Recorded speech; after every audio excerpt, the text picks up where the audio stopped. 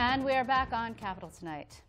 Members of Congress are considering whether to take any action in response to the deadly attack in Charlottesville and President Trump's comments blaming, quote, both sides. That action could range from official censure of the president to hearings on hate crimes. Of course, this would require Republicans to push back against a president from their own party, something they have not done much of since Trump took office. And of course, there's still the issue of health care to deal with and tax reform and other things that are pending in D.C. that we're not talking about much these days. With me now from Rochester to talk more about that and local issues is Congresswoman Louise Slaughter. It's a pleasure to see you, ma'am. Thanks so much for being with me. Thank you, Liz. It's my pleasure. Let us start here. I know some of your colleagues, in particular, I think led by Jerry Nadler, who is a Manhattan Democrat, are pushing for censure of the president for his comments following the Charlottesville violence. And my understanding is you are supportive of that. Absolutely. I get calls every day, people wanting us to do impeachment. And I explain that that requires high crimes and misdemeanors. Right. And, of course, the 25th Amendment is not open to us, since that amendment reads that the vice president and or cabinet can declare that the president is unfit to do his duty. Censure, I think, certainly is called for. I don't believe any of us ever thought it would be possible in an American city that we could see what we saw in Charlottesville this weekend. The idea of Nazi, I mean, first I'm startled by the fact that so many young men that look like they're under 50 years old have bought into Nazism. Obviously, they don't understand the history of this country and what happened when we Second World War. Yeah, speaking of the history of this country, now there seems to be a very widespread move, including here in New York, to remove symbols, in particular statuary, but also names on buildings. For example, I know that your colleague Sean Patrick Maloney and U.S. Senator Kirsten Gillibrand have suggested removing Robert E. Lee's name from a building at West Point. This widespread effort to rid our country of any statuary or monuments, etc., that deal with the Confederacy. Do you support that? Yes, I do. I, of course, grew up in Kentucky, and there were quite a few of them there.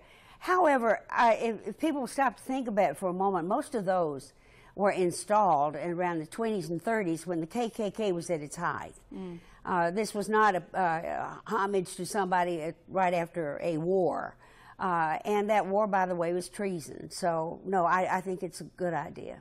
I appreciate what Mitch Landrieu said, that to picture young African-American students walking by that every day that should not happen. Is there more that Congress can do? And again, I mean, obviously this is very important when we're having a significant discussion about race and hate crimes and white supremacy. Very difficult and important to have this discussion. That said, you don't want it to eclipse other important issues that you had been working on in D.C. before this Charlottesville incident took place. So should you, in fact, go forward and investigate for, say, hate crimes, or should you leave that perhaps to the U.S. Attorney, who, as Jeff Sessions has made some fairly strong statements about that? Yes, he has. Nancy Pelosi today, the minority leader, called for the removal of the statues in the Capitol. Yes, I think she there are did. about 8 of them. And that's no big whoop. I think that wouldn't take a lot of attention away from tax reform.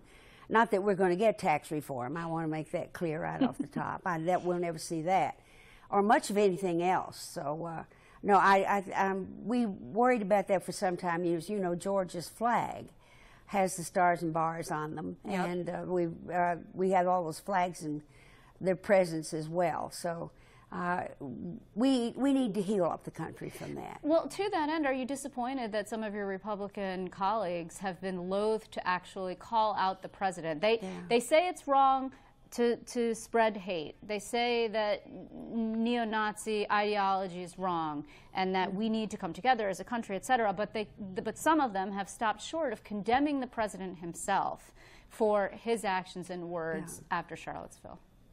I'll tell you, as a member of Congress and somebody who understands all the time I should be doing something about it more than I am, I've signed on to everything there is. But Donald Trump was never prepared to be president of the United States, and I don't think he even wanted to. You remember that John Kasich was asked to be vice president and told that if he would take the job, that he would be responsible for everything foreign and domestic. And when Kasich said, what's Trump going to do? They said, make America great again. I believe with all my heart that when he did that first travel ban, that he believed he was in charge of the courts.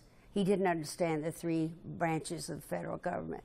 What we're dealing with is somebody whose briefing pages are 1 page long with pictures and graphs. And bullet points. So what to do about that then? I mean, there are issues, like you said, for example, there will be no tax reform. I mean, the Republicans are very interested in seeing some tax reform because they've been unable to get health care reform. And I know that you suggested, well, there may be a way forward that Democrats and Republicans could come together on certain elements of tax reform. Well, they couldn't on the skinny bill, so they apparently... I think we're going to. I think we're going to do it because Senator Lamar Alexander, Republican from Tennessee, and Senator Patty Murray, Democrat from Washington State, have already announced they are going to be having hearings and working together as soon as we get back to town on dealing with what we need to do right away, and that is to stabilize the insurance market, which we've sort of dragged them along behind us here.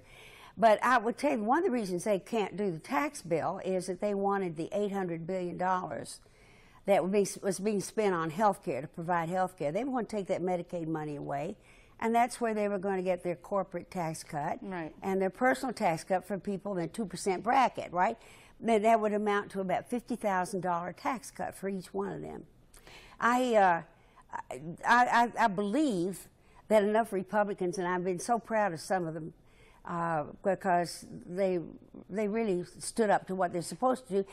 That's what we're sent for to do. But do you see? We don't come down there to protect the president or any political party. But do you see room though for tax reform? I mean, there's been no significant tax reform since Reagan. No, because they're not going to have the money because they can't do the health care bill. Not for tax cuts, but there's other reform, regulatory changes that could be made, certainly. I mean, I understand that the Republicans are interested in tax cuts that they can't fund without health care reform. Without taking that away, So, but do you think any changes could be made at all? Well, look, in September, which is right on us, we're going back on the 6th of September. Before the 30th of September, we have to do the debt limit.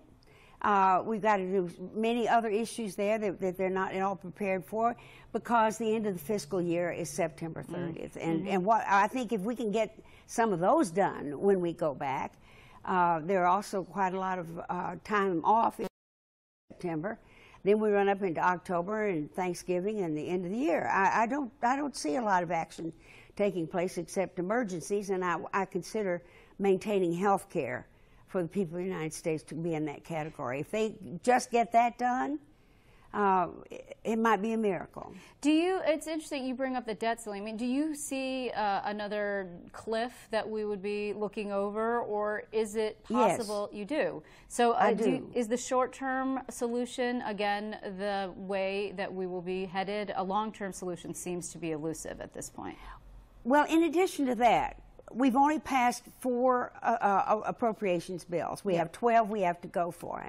Now, right now, what they're expecting to do, I understand from my rules staff, is that they will bundle up the remaining 8 appropriations bills.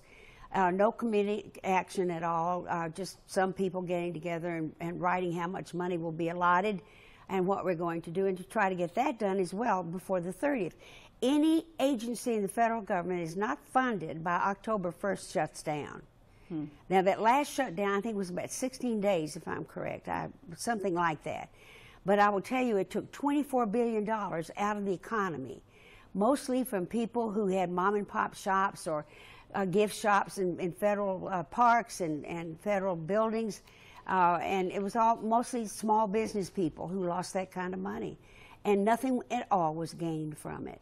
So I hope that that lesson has been learned. Congresswoman, before I let you go, because we're almost out of time, I wondered if you had an update on the probe that you were seeking of the Monroe County Water Authority's lobbying. They actually hired a former colleague of yours, Tom Reynolds. He's a Republican. Used to be quite actually a prominent Republican in the House, and now he's a lobbyist. It was being reviewed by the Comptroller's Office. Do you have any news on that front? The only thing we've had from the Comptroller is that they have received the information and that they are looking into it. Nothing beyond that. And of course, I'm not going ask them either. That's their work, and I'm going to stay out of it. But I'm really stunned because of all, let's say from 2004 to about last year, we never heard from them at all. There was no reason for lobbyists for the Water Authority in Monroe County, New York. They need it in Midwest, they need it in the West, certainly California needs it. Water issues are prominent out there because they don't have any. But more money was spent to lobby for the Monroe County Water Authority than was spent and almost, all put together in the Northeast. And I'll tell you that many of us have been worried for a long time about these authorities. I was worried when I was in Albany. Well, they're totally unregulated. Indeed. Well, we will have to keep tabs on that, and we will talk to you again. I thank you so much, Congresswoman, for your time. It's a pleasure. I always like talking with you. Thank you, Liz, for the invitation. Thank you.